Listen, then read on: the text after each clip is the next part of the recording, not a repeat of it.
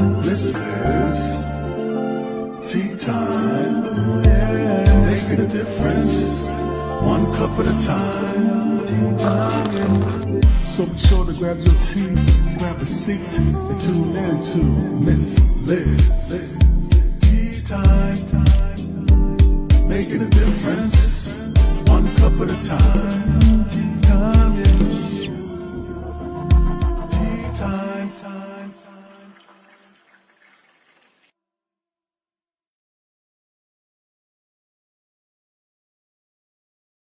Well, welcome to Tea Time. You know what time that is. It is story time and words. That's right. We serve a different type of tea on Miss Liz's Tea Time in this house. But before we get started, we're going to get you over to Miss Liz's YouTube channel. And we're going to get you to subscribe to Miss Liz. Ring that little doorbell and you'll be notified when we're streaming live. Or you can watch the replays of over 400 different interviews from all walks of life for the last 5 years. I want to thank everybody for tuning in and joining me. Tonight, I have the incredible Tongol guy. I think I'm saying it right. And she's nodding her head, so I think I've done it right. She's in the house, and we're going to be sharing her book and her work and her life story a little bit because I got some little goodies that I found on her, and we're going to bring those to the table tonight. So before we get started, we're going to get the disclaimer out there. We're going to get a bio out there, and then we're going to get her in the house, and we're going to spill a tea. And tonight's tea is tribulations, endurance, and adversities. That's the type of tea that we're going to be serving tonight, and that's the tea that I was given by her. So let's get started with the disclaimer. Disclaimer for Miss Liz's Tea Time live show. Miss Liz, myself, is going live using StreamYard. Before leaving a comment, please grant StreamYard permission to see your name at StreamYard.com. Please be advised that the content brought forward for any Tea Time show hosted by myself, Miss Liz, is always brought forward in good faith. However, it may bring forth dialogues and opinions that are not representative of my platform. The facts and information are perceived to be accurate at the given time of airing. All Tea Time guests and audience participants are responsible for using their good judgment and taking any action that may relate to the discussion. The content brought forward may include discussions for some where they may be emotionally at risk. It is significant to know that this show is engaging in discussion forms only to offer and inspire awareness and connection and is not providing therapeutical advice. If you have any questions about the disclaimer or the panelist discussion, you may freely contact me, Miss Liz, through my email at bookingmissliz@gmail.com. Moving forward, should you choose to voluntarily participate in tonight's show in any aspect, I myself, Miss Liz, welcomes you. And should you decide that the show is not made for you at this time, I respect those wishes and will see you at a later show at a later date and time. And again, all Tea Time shows, regular shows, are done on a Thursday, 3 p.m. and 7 p.m. Eastern Standard Time. If you see a Tea Time on a Monday, Tuesday, Wednesday, and Friday now, they are rescheduled tea times, special tea times, or surprise tea times. And tonight, we have a surprise tea time in the house. So, a little bit on Tong Ge.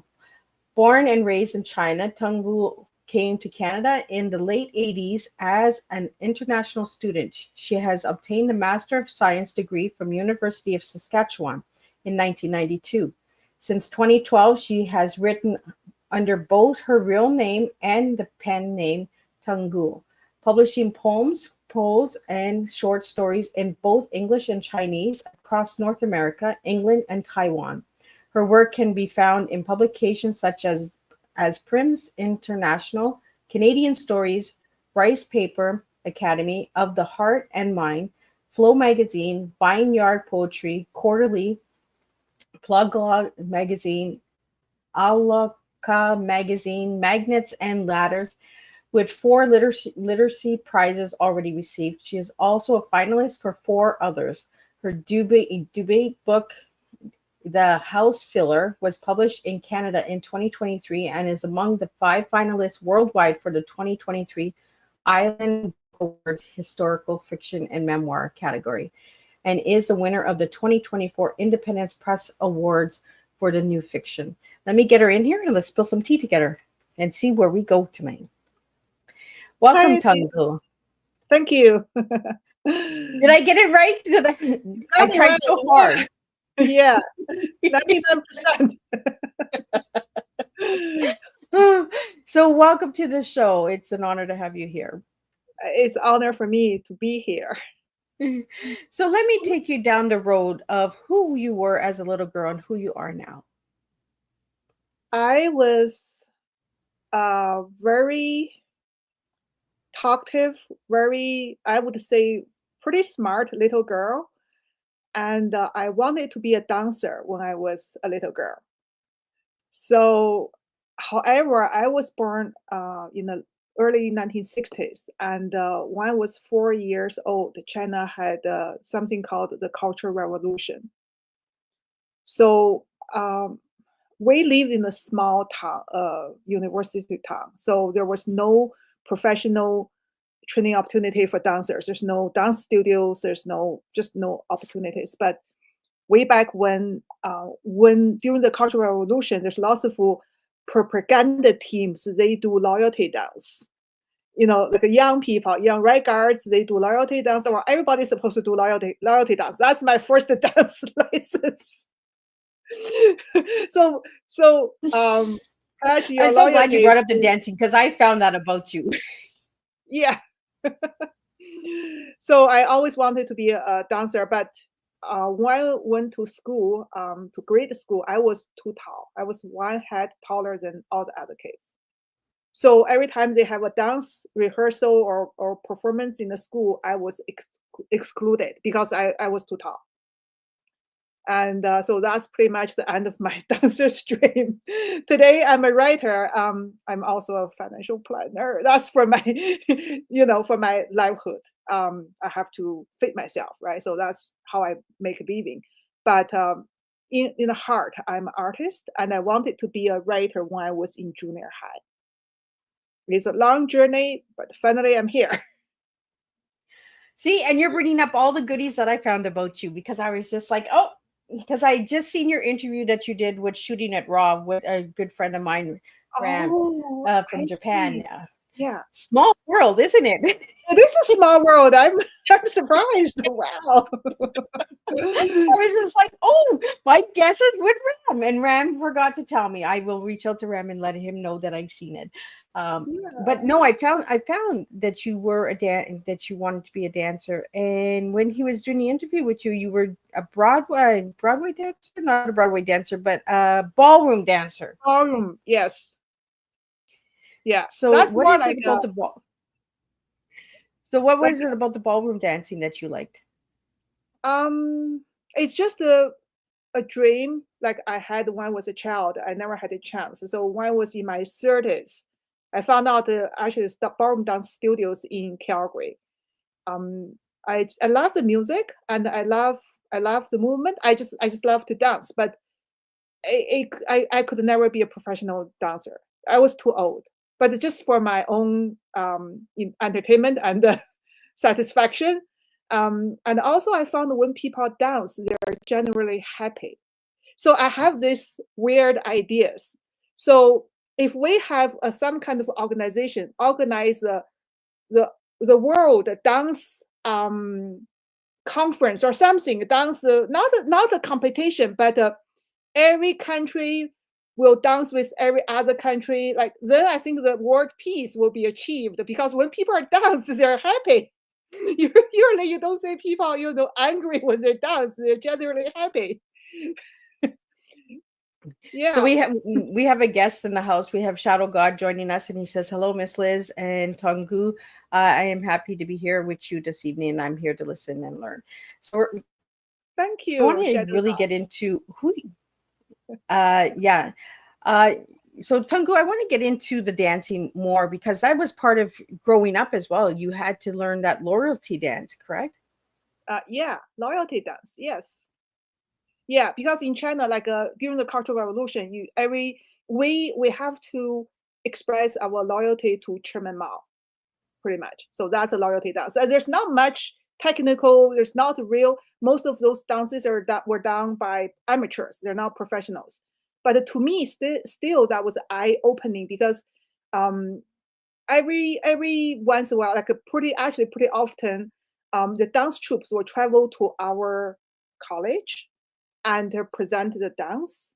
When I was 4 years old, I think 4 or 5, one time when there's a dance troupe came, but because we were living in a university on a university campus, so some college students they knew me, because I was really good at recite Chairman Mao's quotation. So I became famous when I was recite Chairman Mao's quotation. They knew me. So they brought me with, like I was playing outside. They just brought me to the theater, waiting for the show to start. But the show was started really, really late, like overtime.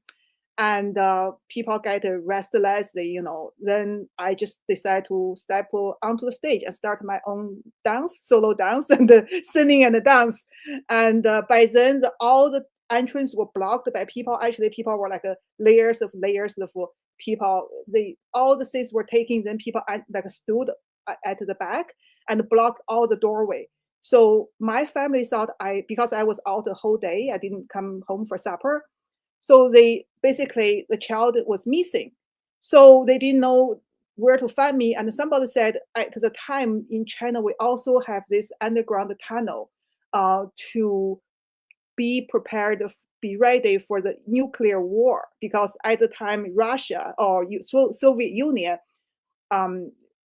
it seems like the border tension was very high.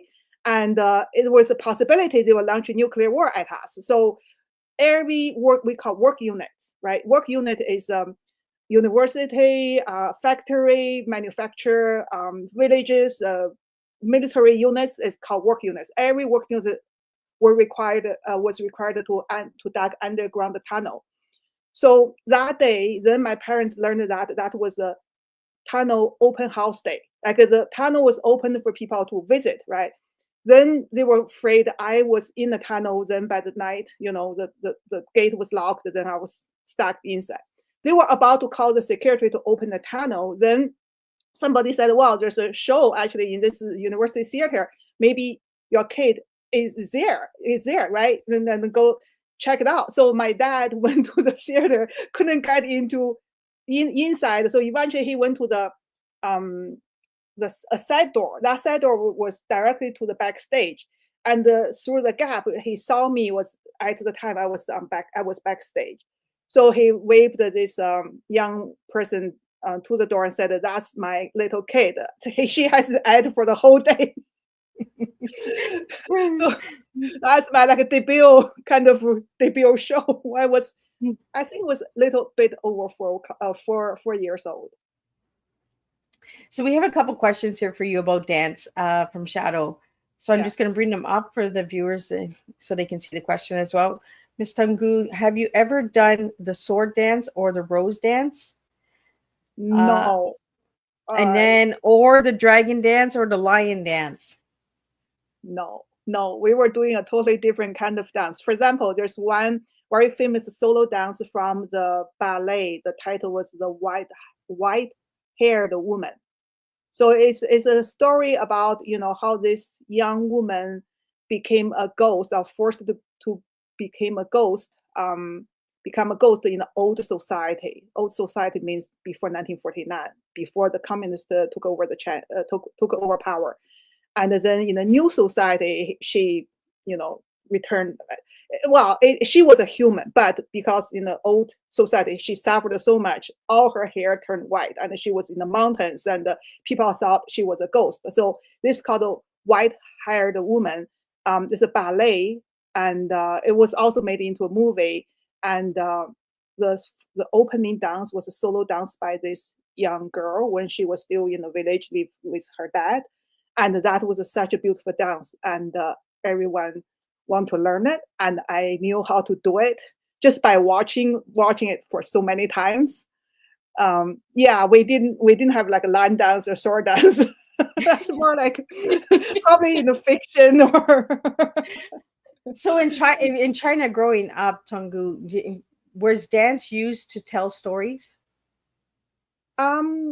Yeah. Well, when I grew up, again, because of the Cultural Revolution, many shows, dances, movies, books were banned. So we only had 8 operas were Okay. allowed, and also 2 ballets. One is this white-haired woman. Another one is also about women,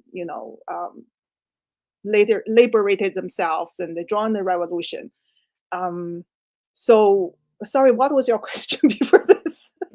Is dance used to tell stories in China? Oh yeah. Those dances always tell a story. Loyalty dance, no. You just it's just express your loyalty. I think it's Right? more. Just stretch your arms and go like I this. know. It's more like exercise, right? Well, that's what. It's more like exercise than dance. Well, ballroom dancing is actually used as an exercise to lose weight as well because of the movement. Oh yeah. And you took some ballroom dancing. So, what was your favorite in ballroom dancing? My first love was tango. But then I also after that I fell in love with waltz and samba. So these three are my favorite dances. The tango is pretty good. I've done that. I Yeah. like the salsa and I like the foxtrot. Oh yeah. They're all beautiful, right? All the ballroom Yeah. dances. I think all the dances are beautiful. Even the folk dances. Any place you go, any nationality, any minority group, like I think their dances are all beautiful. I couldn't even find some dances not right. It's just so impressed me. Every dance, every kind of dance are beautiful, basically. So, Tungu, let's get into your book, the book that Mickey sent me, and it's called the House Filler. So, what's the Yeah. House Filler about? The house filler is actually based on my grandmother's story. So in China, in the old time, a woman who marries a widower is called a house filler. Oh, So okay. that's the title because the protagonist, the Golden Phoenix, she missed her ideal marriage age, which was between 16 and 18, typically.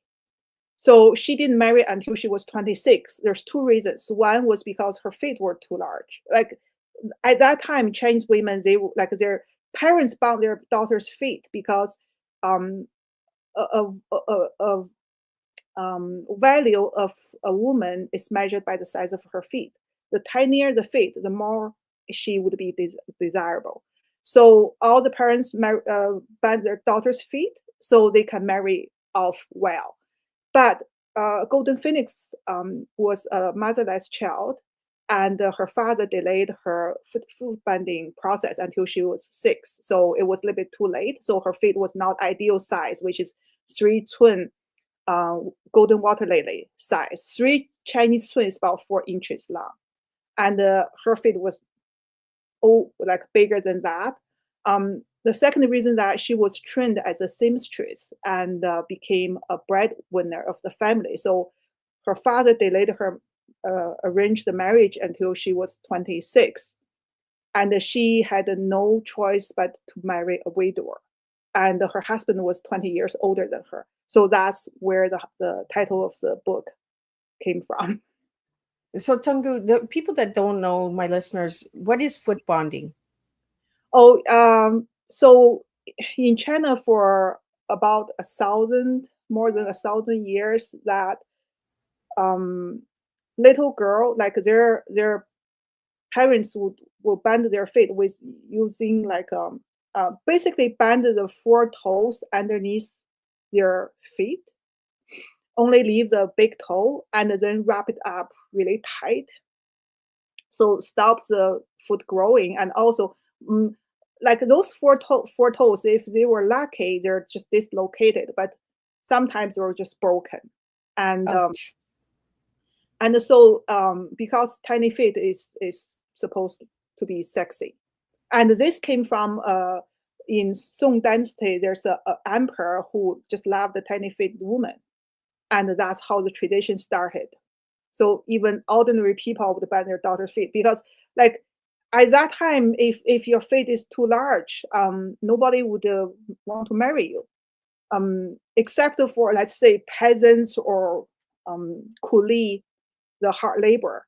But everyone want their daughter to marry off, like marry well, right? So it's become a tradition, lasted for more than 1,000 years, and the Chinese women suffered tremendously from that. Once their feet are bound, they couldn't run, they couldn't jump, they couldn't climb. So in the book, when Japanese invaded China, like Golden Phoenix and her children were like escaping, but with bound feet, it was extremely hard. And that's just the way it was. So there's a saying, something said, with every pair of bound feet, there's a bucket of tears. So most Chinese women suffered that before, like pretty much like before. I think the tradition was start to get people start to call for abolish of the tradition in the early 20s, the 20th Wow. century.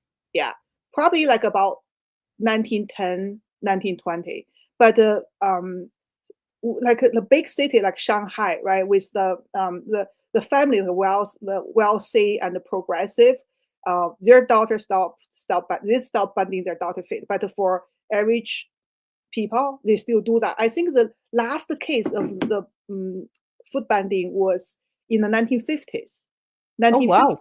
50s in a village, a remote village in China, because they were too isolated. They did not know what was going on outside. So they're still, last case was in the 50s. Yeah.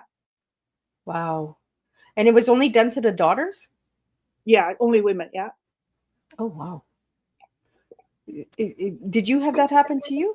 No, I was born in the 60s. No. Oh, No. thank goodness. Even my mom, she didn't have the bound feet. Her mother, like my grandmother from both sides, they had their feet bound. Yeah, So when did you come to Canada? 1988. 1988. Yeah, So what, that must have been a big transition for you to come to a different country and see the different traditions and that as well, right? yeah, Do you want to share a little bit about that? yeah. I came here as an international student. You know, in China, when after 1949, China pretty much closed its door to the world until Chairman Mao passed away. So Chairman Mao passed away in 1976. By the 1980s, Deng Xiaoping was the guy who took over, pretty much run the country. And he decided, because the economy was at the brink of collapse, and there's so many problems with the economy, with the society, with the system, educational system, and political system. So then the leaders at the time decided to carry out economic reform, which include open the door to the Western world, so we can have export, we can sell our goods to the world, and also at the same time, for the first time, we had the opportunity to come out as an international student to study. But that was way back when. That was pretty much the only way for us, for most of Chinese. In the southern China, traditionally, they came out way back when, this railway workers, this gold rush time. That is from southern China, along the coast. But for most part of China, people didn't have that opportunity. And but in the 80s, all of a sudden we had the opportunity. But I still need to study English and pass the English exam for foreign students, and need a good grades from my college and really good reference letter. But I was able to get, I was accepted by 4 graduate schools in North America, 2 in Canada, 2 in the United States, and 2 out of 4 provided a scholarship. So I choose Canada, University of Saskatchewan, because U of S, their semester started like one semester earlier than the US one. So at the time, because the Chinese policy could change at any time. So you will come out at your earliest opportunity. But at the time, actually, after I graduated from college, I went to the same university my dad was teaching. I went back there to work as a teacher. And then the son of the president was pursuing me, and I didn't like him. I just think he was stupid. Anyway, so his family found a matchmaker and proposed, to our family. That's how it's supposed to be done. The parents talk, right? But my parents knew I didn't want to do anything with this guy, so they turned the proposal down. Ever since then, his father started to make my life miserable. So tried everything to stop me from coming to abroad. So even though everything I had was legal, I was like escaped from China. Like when Yeah. I left my house, my parents' house, they were too afraid to even step outside of the door to say goodbye to me because they were afraid the neighbors would say, and then everybody knew I was leaving. So So he was trying to get like a rearranged marriage from you? yeah, the president wanted me to marry his son, and I pretty much like my family turned him down. Like I turned him down. So then it was like he was taking revenge on me. And at the time, without the approval from the university, from like my work unit, I couldn't even get a passport. So it's a pretty long story, and the president even tried to stop me after I got I sent all the documents to the local police station. That's how you get a passport, and he tried to stop me. This is a long story, but this part is in my third book. Because my book, there's a trilogy, right? So first book is about my grandmother, second book is about my parents, and third book is about myself before I came to Canada. So this part is in the third book, and it will be a fantastic reading. And people usually don't realize what we were, going through. Yeah. It doesn't mean if you do everything legally, you can get it done. There's still, I was almost like escaped from China. Like I in a train station in Xi'an, because my parents didn't say goodbye to me, but after I arrived in Xi'an, which is a big city next to this college town, then my dad went to Xi'an to see me for for the last time, like before I leave. That was the last time I saw him. That was So the last Tunggu, my dad. have you been back to China since coming to Canada? Yeah, I have. But after I left, then I came here in 1988. My father passed away in 1991. So when he was when he was dying, I couldn't go back to visit him for two reasons. Because I had I was holding, I had a student visa, international student visa, so I was a visa student. But at the same time, all the Chinese students applied for land immigrant after 1989 Tiananmen massacre happened. So then we were like, I was in Saskatoon, right? We were told, because we were it was a special case. We were not limited by the immigration quota, and everybody will be landed within a year.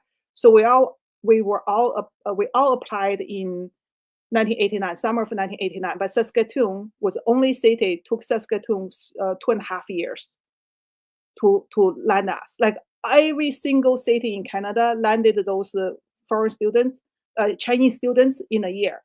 It took Saskatoon 2.5 years. During that time, my father passed away. So I was told if I leave Canada, I couldn't come back because I have something called the dual status. And also I knew, and my family knew, if I go back to China, that president will stop me. I couldn't come back.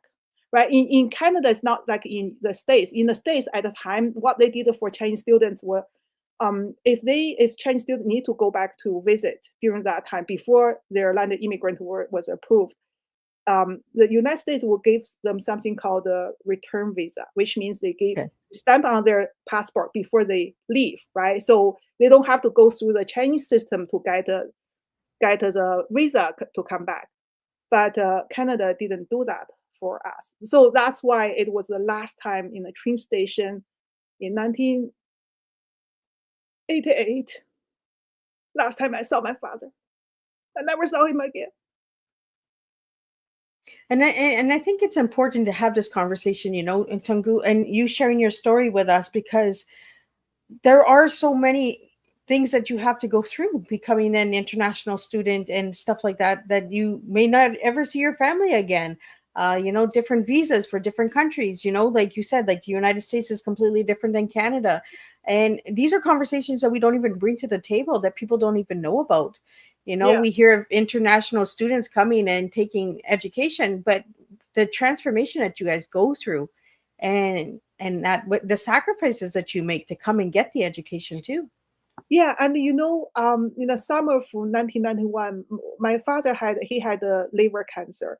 But at the first, my family didn't tell me that because they didn't want me to risk going back. So they lied to me. They said that he had a kidney stone.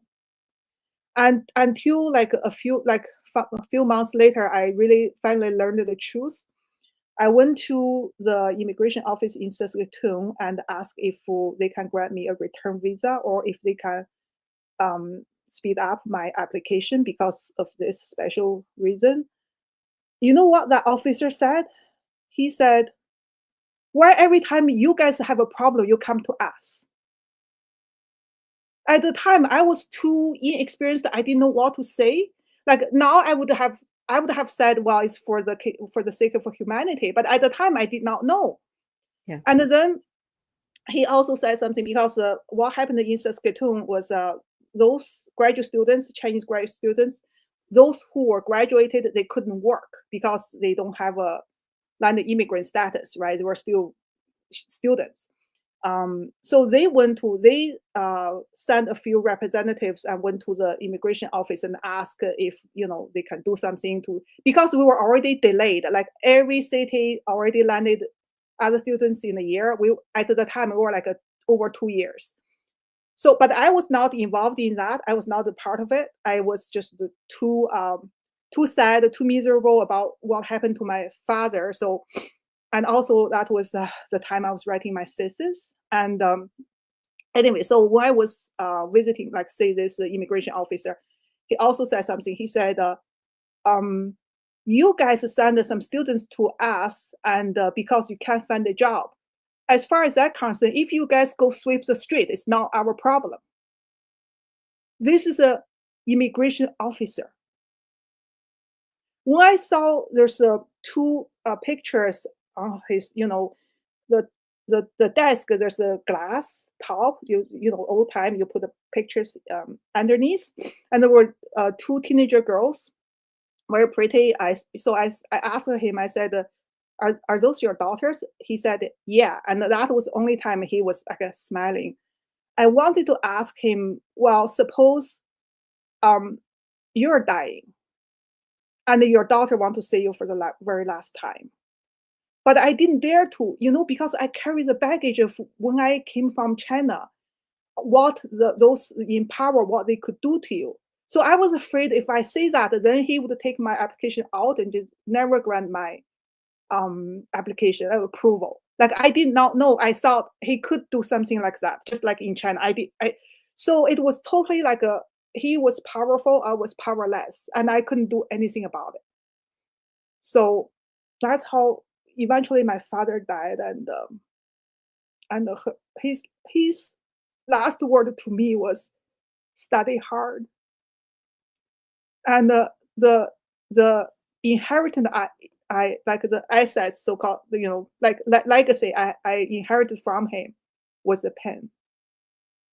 That's everything he left to me. So I guess I become a writer is for a reason. People ask me why I write. Like I said, actually I heard about this. I read about this or heard about this a few weeks ago. There's a survey, right, to all the writers, to a group of writers, like why you write. So people, like a number one reason we could think about, okay, it's a passion, it's an interest, it's a hobby, it's a for the fame or money or whatever. But actually the number one reason is none of those. The number one reason is to right or wrong. So Hunggu, I I really, think Hunggu, thank you for sharing that. These are stories that we need to get out there. These are things you made a sacrifice to come to a country to learn. and you were treated, like the same as back home. Like you were on your tippy toes, walking on eggshells all your life. Yeah, Uh, that fear of I can't speak up, I can't have a voice, because if I voice that, they're gonna send me back. They're gonna take this from me. yeah. And at least, the most heartbreaking thing was my father passed away because I was told by the immigration officer, nobody is a special case. Everybody is special case. Basically, we're not going to do anything for you. I called the Foreign Affairs Department and ask, I was just trying to ask where was my application, and I got a flat no, like say we're not going to tell you anything, we're not going to check anything for you. So my father passed away on November 13th, before Christmas of 1991. All of a sudden, all of us, like Chinese students in Saskatoon, we got the notice that we need to be landed before Christmas, because suddenly they found out, the foreign affairs or immigration department, they found out that they couldn't fulfill that year's quota, immigration quota. Well, even though we were told we had nothing to do with the quota, it seems like a Saskatoon put us as a regular immigrants, not the special case. So before Christmas, they found out they couldn't fulfill the quota, so we were notified to go to the office and get our paper, and we were landed. So I remember I was in the office, and this time is a different immigration officer. So after, he handed me the certificate, and we shake hands, and he said congratulations. I just said thank you. Then I came out. I rushed to the washroom. I was crying in the washroom like a puddle of water. So, and then later I found out, actually my immigration was approved on October 30th. October 30th. My father passed away on November 13th. If somebody just checked it, it could, get me landed before that. I could still fly home and see him for the last time, but nobody did. So Tunku, when you're writing, I'm sure your father's spirit is with you, and he's giving you that strength to stay strong, right? Mhm. Uh, so how have you stayed strong since then? Well, I think when you have a goal, it make you endure.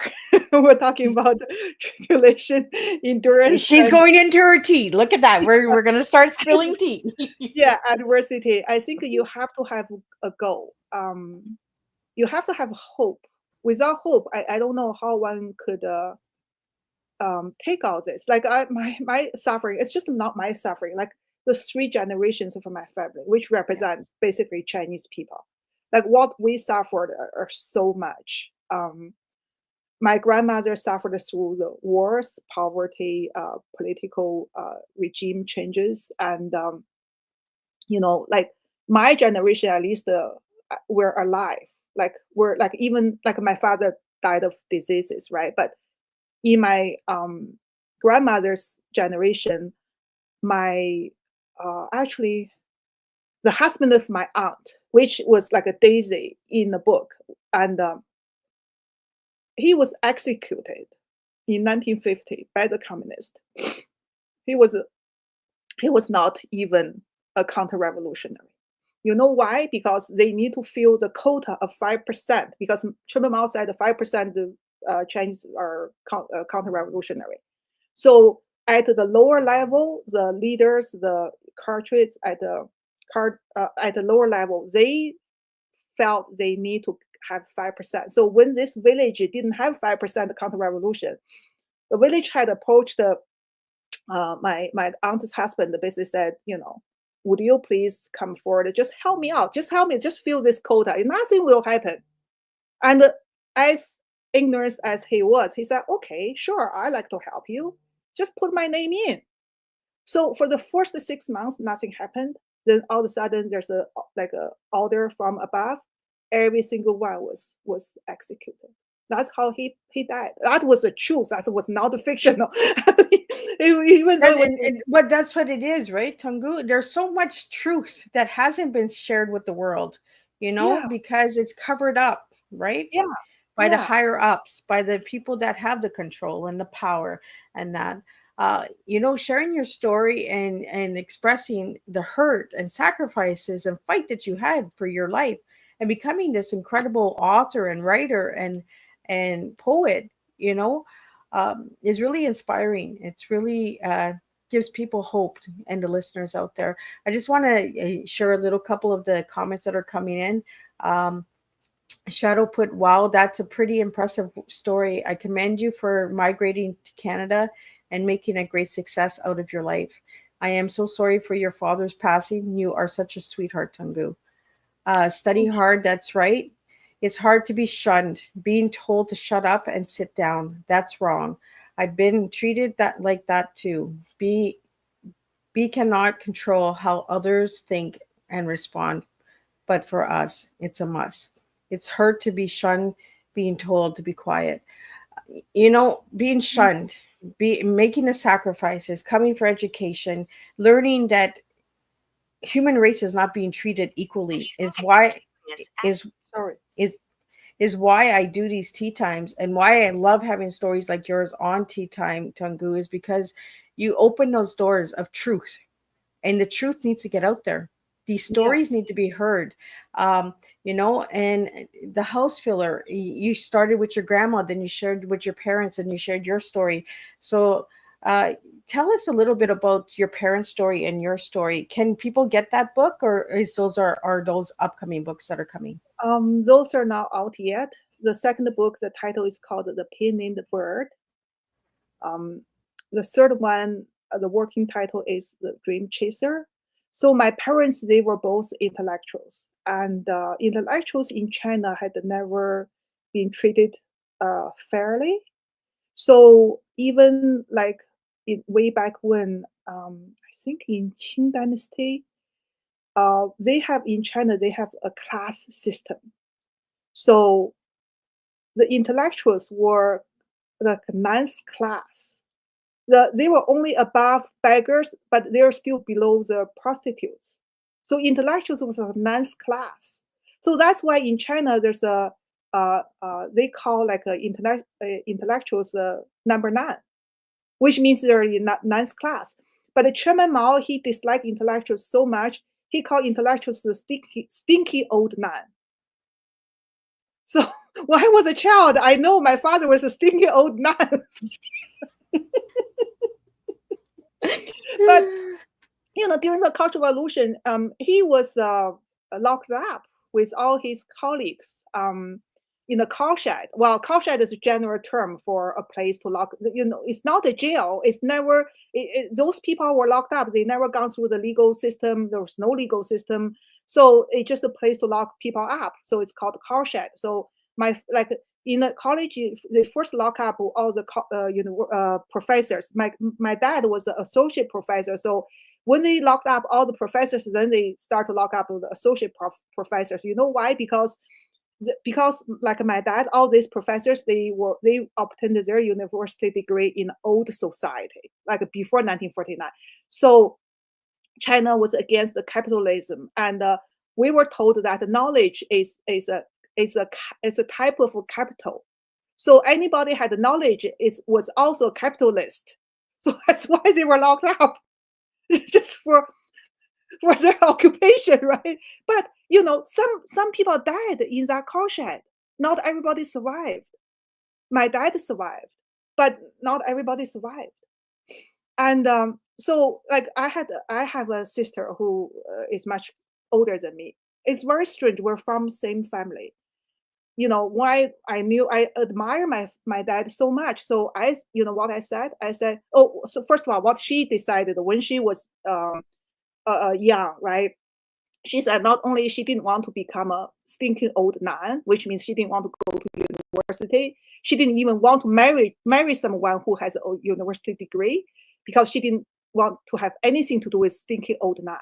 You know what? I was only like 5 or 6 years old. I said, I want to be a stinking old man because my dad was. You were a daddy's girl.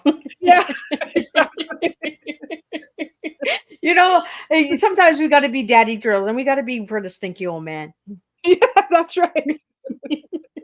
Somebody has to stand up for that man, right? Exactly. Yeah. So that's my parents' story. But they had dreams. Like my dad was a scientist, and my mom too. But because of all these political campaigns, and they never achieved.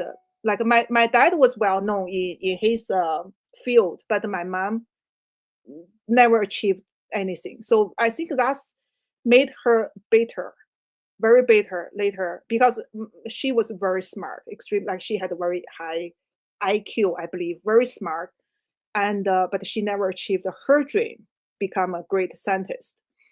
So she put all her hope on me. So like when I was a child, I shouldered like a 2 generations of hope on my shoulders. I have to be like number one on like a study grade all the time because I knew that's what I was expected of. Yeah. Anyway, And that so must have took a toll on you as well, Tungu.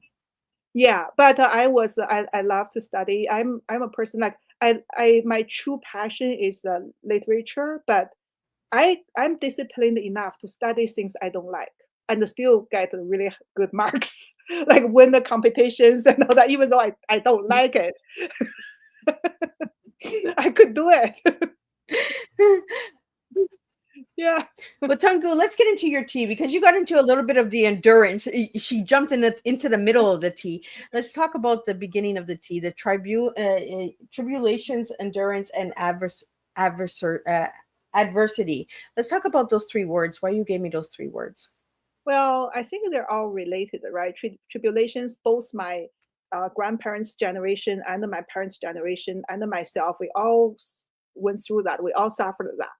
But for my grandmother, she didn't just, at first she just took, get those punches, took those punches in life and got knocked down and suffered and endured. But eventually she started to fight back.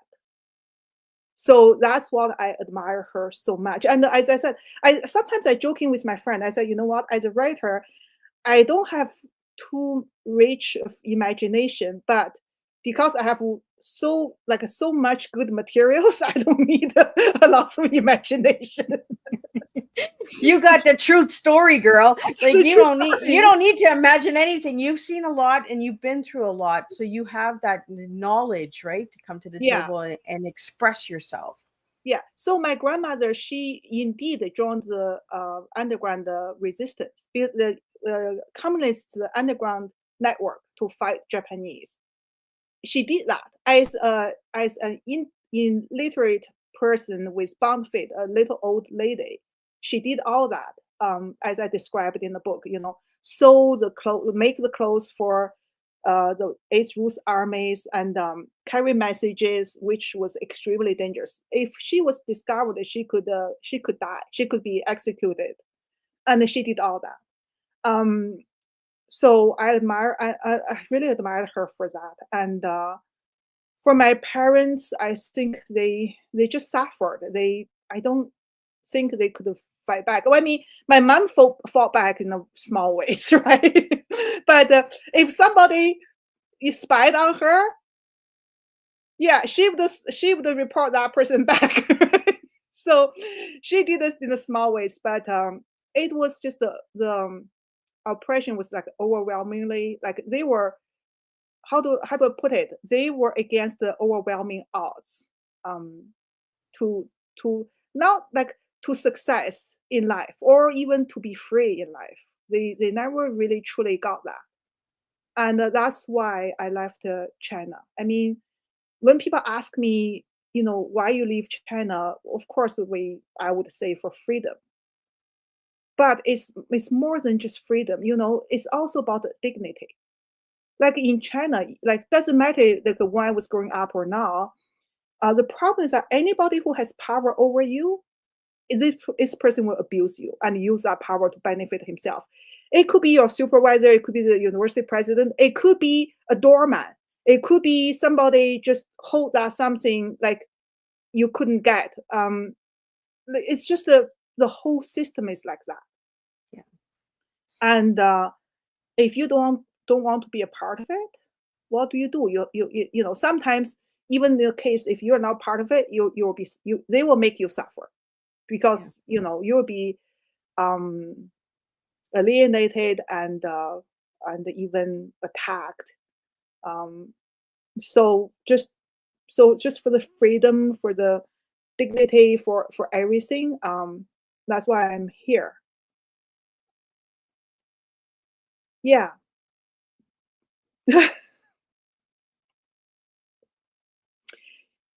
think I just lost my mic. My back. Yeah, you're back now. Yeah. See, we're getting the truth out, and then Miss Liz is getting mic'd, and they're blocking my mic. They don't want me to talk. But Tangu, I really just appreciate you sharing your story, writing the truth, and getting the 3 generations out there, because I think people can see the challenges and sacrifices that were made through the generations. So you've been in Canada since 1988. So how did you get to be the romantic poet that you are? Well, I started to write poems when I was in college, but I could only write in Chinese, right? Like poems are very hard to translate. When you translate, you lose like so much, basically. But in the 80s, because China opened the door to the world, all of a sudden we were able, like we have access to the foreign books, like a Shirley, the Baring, all pushing all these great poets, and also the novels, the Tolstoy, uh, Victor Hugo, Balzac, Balzac, all these great writers in the world. So it was a eye-opening.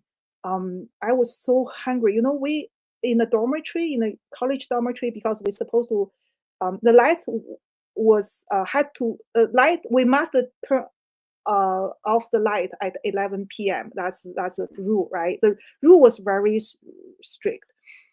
But I remember I was reading books under the cover with a flashlight. You were the little rebel. Yeah, it just we were so hungry. All of a sudden, we're so hungry for the books, and I think I'm a romantic poet because I think I'm influenced by my father. I think he was one, but he also he was very knowledgeable about Chinese literature and history, as well as classic poems. So I got influence from him. My mom is a scientist. My dad is actually, I think my dad by heart, he was an artist. And also as I mentioned in this other show about the book my dad read for us during the Cultural Revolution, when we had a power outage. Then he didn't have to go to political meetings in the evening, so we would draw our window curtains. We light one single candle. Mom, Dad, and I will huddle around, and Dad would read from this book. It's called The Strange Stories from a Chinese Studio. Oh. Or it's translated as Strange Tales from a Chinese Studio, written by an author in Qing Dynasty. His name was Pu Songling. He spent all his life, 40 years, to write this nearly 500 short stories. So that book was considered as a poison weeds, like it was banned. You're supposed not to have it, but I don't know how that book survived because our house were rated twice. But that book actually is 2 volumes.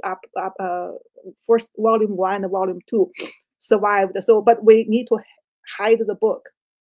So in the those evenings, my dad would take out the book and we would huddle around the candle and he would read it to us.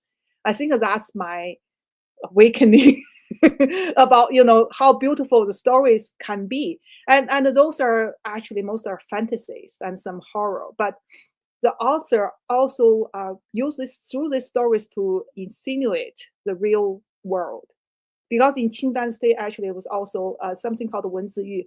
It means like the poets, the authors, it could be locked up or executed by something they wrote. So Pu Songling, he couldn't just speak out loud. Okay, this society, something's wrong. It's injustice. It's corrupted. He couldn't say that, so he wrote into those stories. Actually, it's a really beautiful collection of stories because actually way back when, I think in the 19 like a long time ago, I forgot the 18 something, somebody translated the part of the book. But I think it was only 160 short stories were translated into English. This year, 2024, the whole Oh, book is translated into English. You can actually find on Amazon. oh well, I you'll have to give it to me because I want to check that out. Yeah, I will. It's really beautifully written, and anyway, so that's um I got my nutrition from when I was a child, right? Like a literature nutrients from and it's then I start to tell my friends the stories I heard, and later when I could read, I would have found some folk tales, and then I tell my friends, because when my dad was classified as a black class in during the Cultural Revolution, I became a target of bullying. So there's other kids, boys, they would bully me on my way to school and back. So I would gather a few girls around me and tell them stories. So everybody want to walk with me. So they will put me in the center. So that's how I felt I was protected. So telling story become not just the entertainment, but became a surviving tool.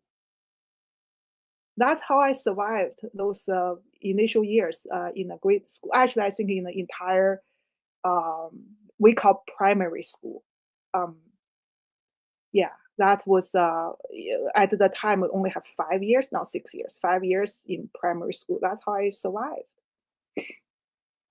And that's what I mean. Like storytelling, it's survival. It's Yeah, overcoming adversity, challenges and struggles in life.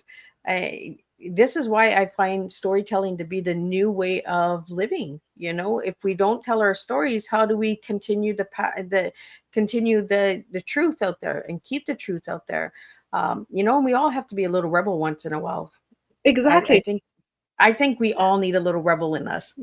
Yeah, actually, human species is the only one we talk about, like we tell stories. You don't see that in any other species, right? Only human. Well, they haven't shown that yet. Yeah, that's right. Tangu, I really appreciate you sharing your story and sharing your journey in Canada and China and your family's history and all that as well. By sharing this story of your grandma, the house filler, um, were you scared to share that story? No, No. I mean, I'm pretty safe in Canada, right? Well, if you're not, come and get me because I'm in Canada too. We'll do Okay, some. good. You got a Canadian guard here, there. I'll come and save you. Good. Thank you. I, I want to get into the word romantic before we wrap up because I asked you to give me one word to describe yourself, and you gave me the word romantic. What Yeah. does romantic mean to you, Tungu? Well, I think that's a really good question. I'm Because a you've been I, through so much. So romantic, like when you gave me that word, and now you're telling me the story, and I'm just like, she still has, hope for romance. yeah. I mean, if I'm fall in love, I'm hopeless. I don't really consider anything like wealth or position or class or social status or that. So I think in a way I was also not mature. I probably am still not mature now, but You're the I rebel. just yeah I like love to me is like water and bread. Um, I I wrote so many romantic poems and the prose in Chinese. They're so beautiful, but I'm not very good at the judge people. Like I read people wrong. So that's why actually my romantic history is a tragedy. You go for the bad boys instead of the good boys. I know. I gave all my heart, all my soul out. Then at the end, I was hurt so much. It's become a pattern, right? It's like from college time.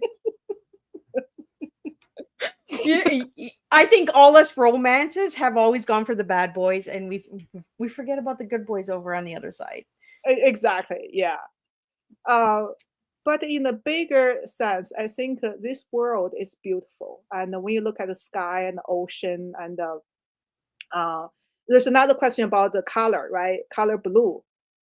So it's related because the color blue, why color blue is my favorite color, because it's made me think about sky and ocean.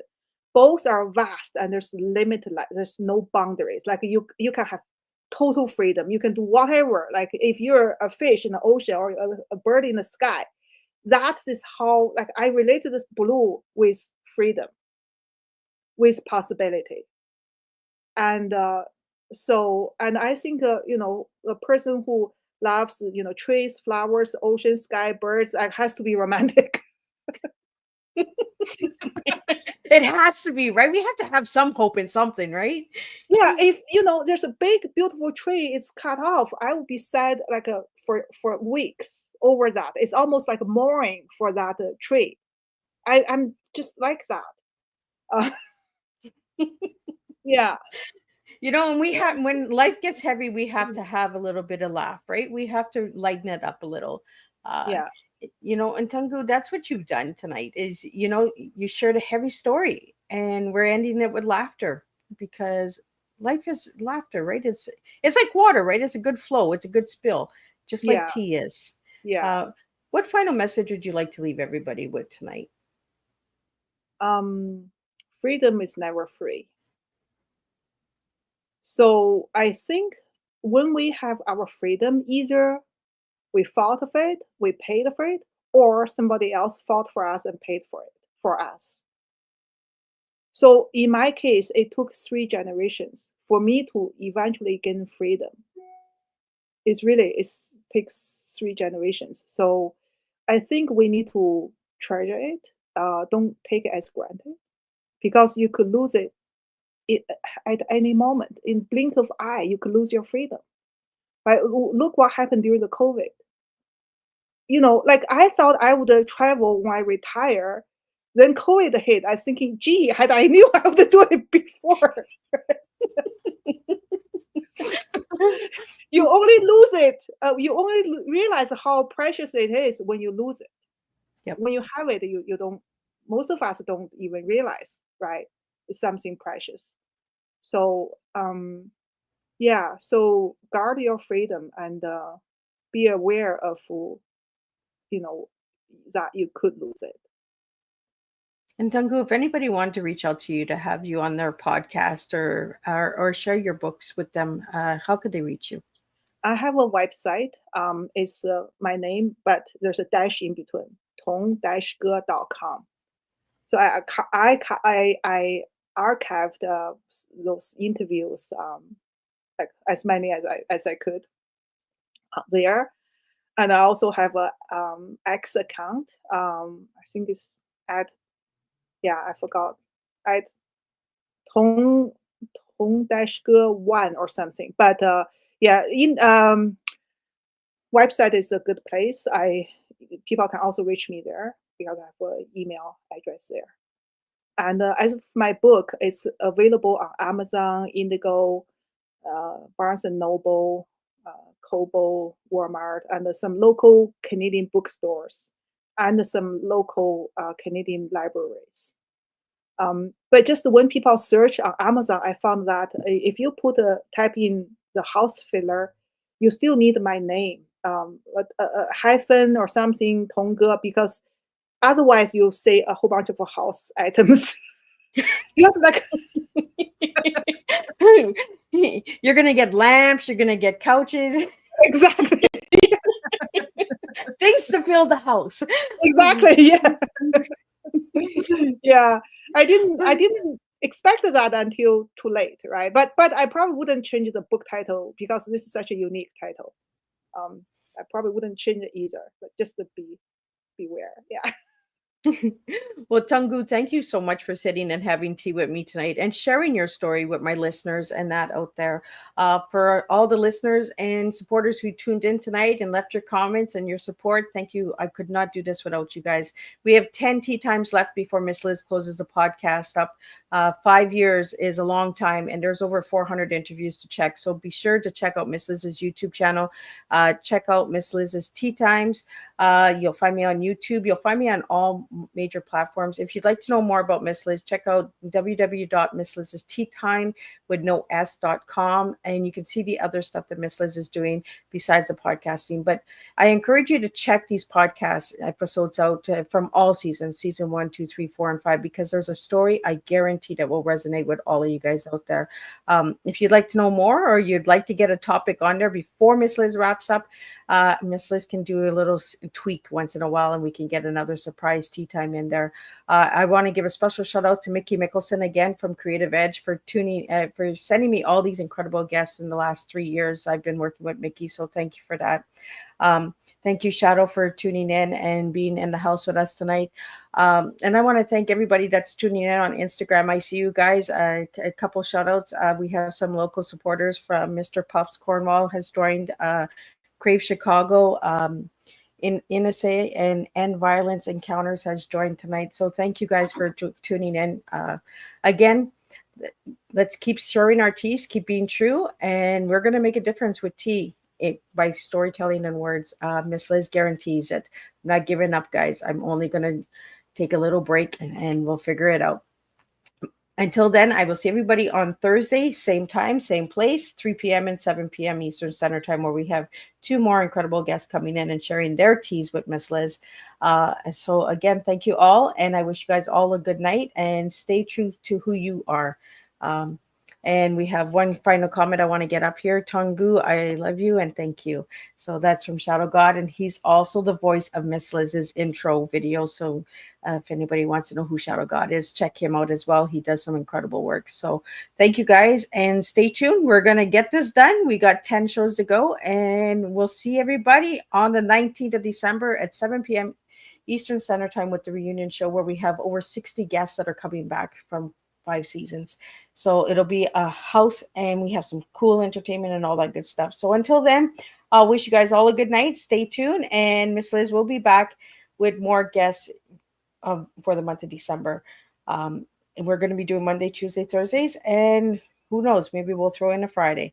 We just never know. So thank you again, Tungu, for joining me tonight. And again, thank you, everybody. I will see you on Thursday, 3 p.m., 7 p.m. Eastern Standard Time. We'll do it all over again. Thank you, Miss Liz, for having me.